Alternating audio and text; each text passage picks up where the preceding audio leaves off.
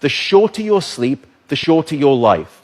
The decimation of sleep throughout industrialized nations is having a catastrophic impact on our health, our wellness, even the safety and the education of our children. It's a silent sleep loss epidemic, and it is fast becoming one of the greatest public health challenges that we face in the 21st century. The disruption of deep sleep is an underappreciated factor that is contributing to cognitive decline or memory decline in aging, and most recently we've discovered in Alzheimer's disease as well. There's a structure that sits on the left and the right side of your brain called the hippocampus. It's very good at receiving new memory files and then holding on to them. Yet in those people who are sleep deprived, we actually couldn't find any significant signal whatsoever. Without sleep, the memory circuits of the brain essentially become waterlogged, as it were, and you can't absorb new memories. We have since discovered that a lack of sleep will even erode the very fabric of biological life itself, your DNA genetic code. So here in this study, they took a group of healthy adults and they limited them to 6 hours of sleep a night for 1 week.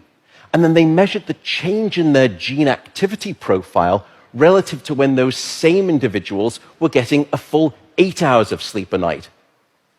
And there were two critical findings. First, a sizable and significant 711 genes were distorted in their activity, caused by a lack of sleep. The second result was that about half of those genes were actually increased in their activity, genes associated with the promotion of tumors, genes associated with long-term chronic inflammation, and genes associated with stress, and as a consequence, cardiovascular disease. There is simply no aspect of your wellness that can retreat at the sign of sleep deprivation and get away unscathed.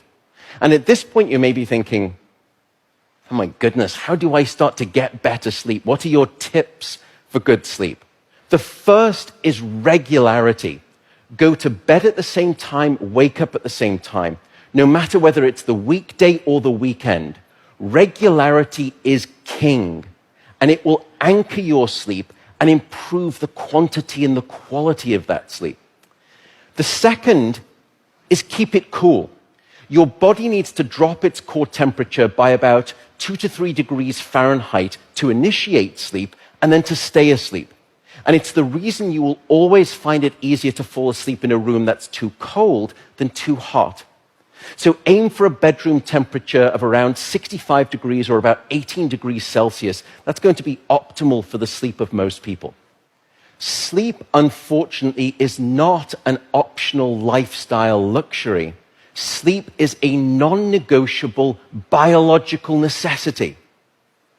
It is your life support system. And with that soapbox rant over, I will simply say good night, good luck, and above all, I do hope you sleep well.